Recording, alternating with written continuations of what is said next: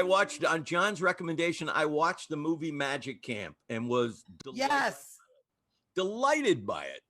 Did you recognize me in it? Well, having watched the movie and now talk to you, I would think you're the lead. Oh, you mean the Magic Camp Disney movie? Yeah. Yeah, not the documentary. I didn't steer for the documentary. Not the documentary. I didn't know there was. Where are you in the documentary? I am in the documentary very fleetingly. I have no beard. The difference between me and me now and me in the documentary, I have a beard and he has hope. He still has dreams in the documentary. I had just graduated college and I had told all the counselors I'm going to be a comedian. And they, to their credit, did not express their feelings about that, which were, oh no, you're going to starve to death. So I'm hosting the competition. So you see me introducing the competitors at the end of the documentary. And that summer, I just graduated college. I moved into the city by December, but I was commuting from Long Island before then. So between those two camps, the documentary and the next camp, I did over 700 stand-up shows, doing minimum 2 or 3 shows a night, every single night, no stopping. That camp, I came back and they let me do a set, and I got my first standing ovation at Magic Camp.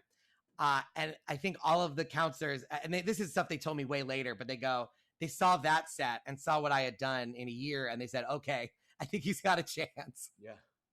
So that documentary actually sort of documents the moment right before I really committed and hit the stand-up clubs and really went after my career. And 700 performances, that's no small commitment. No. And I made tens and tens of dollars from all of those sets.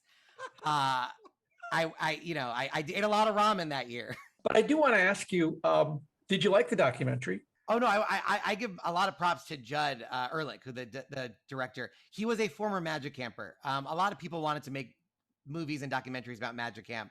And in general, Terry, the director, was like, no, this is a very safe space.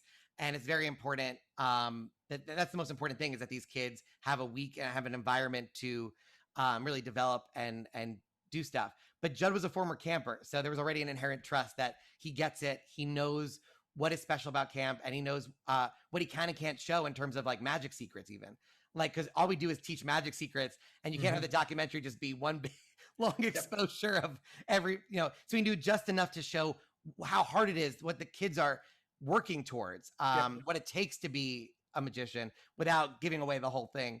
And so you can really just feel the love in that documentary. And I used to say, if somebody wanted to date me, that was like sort of required viewing, because it's hard to understand me and who I am without understanding what Magic Camp is, because it had such a profound effect on my life. So I'm grateful that documentary exists, because it's a way of people to go, oh, okay, I see why his brain works the way it does.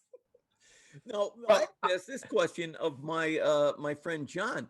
When you said watch Magic Camp, were you telling me to watch the documentary or the movie? I was telling you I've seen the documentary a couple times. Well, I've not and the last time I looked at it, I was looking for Harrison and didn't find him, which was fine because I was looking for the beard, I guess.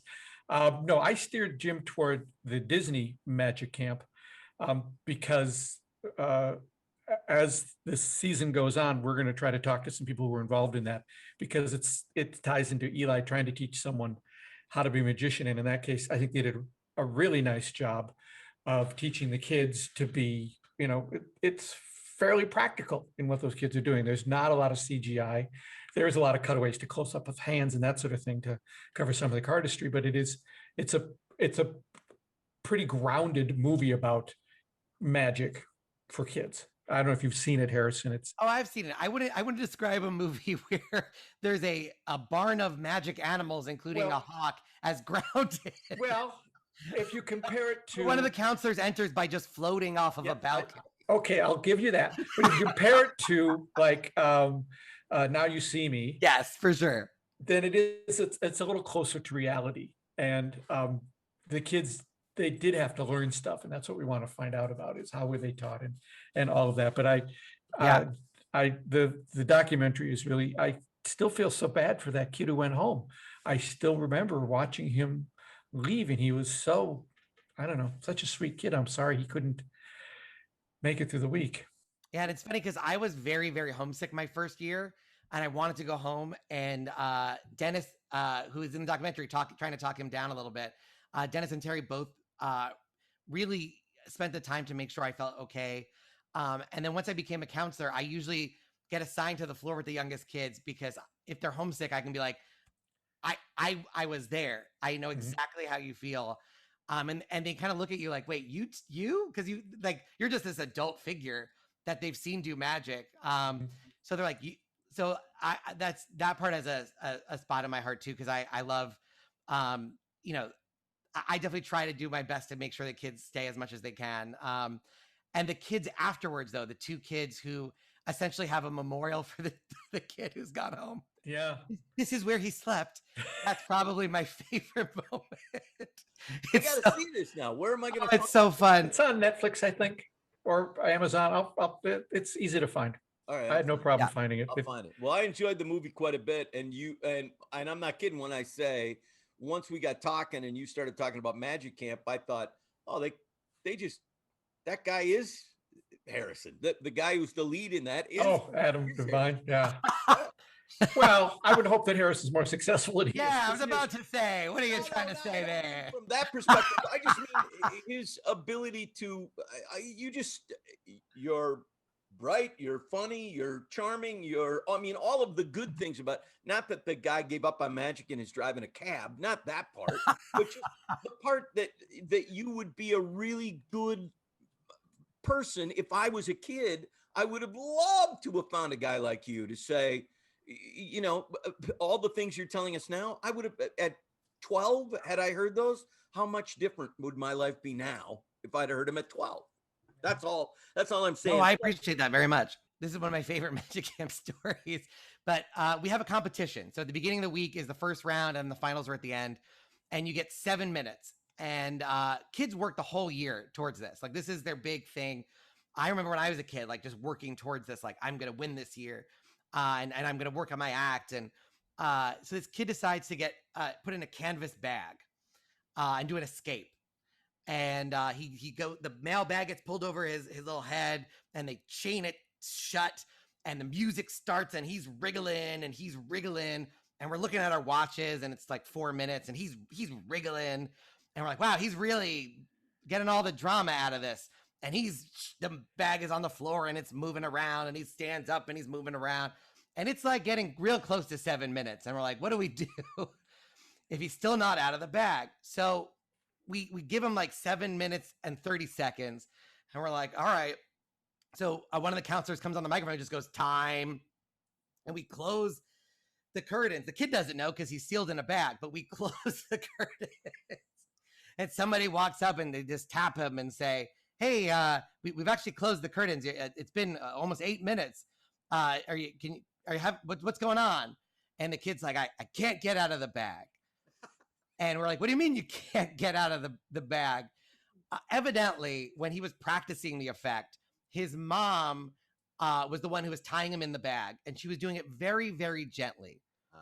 And so he really thought he had the strength of a god and could easily break out of this bag because his mom was doing it very softly. But when he got to Magic Camp and he told the kid, do it as hard as you can, which I'm sure is what he told his mom, and his mom didn't. This kid was like, I'm going to really tie this bag. Without giving away too much of the method, it kind of, something slipped out of his hand. So he was just sealed in a bag, and it was chained up with a lock.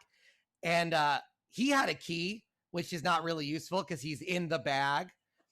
And we're like, where's the other key? And he said, it's in my dorm room, which is a 3 to 5 minute walk from where the theater is. So we sat him in a chair while the rest of the acts were going on. He's still in the bag. We sat a bag on a chair, and he heard the next act, and finally we freed him from the bag. But it was just one of those, it was so sweet and yet so hilarious of just this bag sitting on the side of the stage with another counselor guarding it to make sure people realized there was a human child in the bag. I'm just picturing the final curtain call with all the acts coming out, and he's coming out in the bag, and he's bending in the Later on bag. in the week, we have shows every night with like professional magicians, so they get to see professional magic shows every night. And we had a running joke in one of the shows where he would come out in the bag and still be trying to get out, and then the curtain would close, and the next magician would go, then the curtain would open, he'd still be in the bag, and at the very end of the last show, he freed himself from the bag to basically a standing ovation from the camp. And that magician in the bag, his name, Senator Ted Cruz. Don't look up when he was born. It makes the story not work.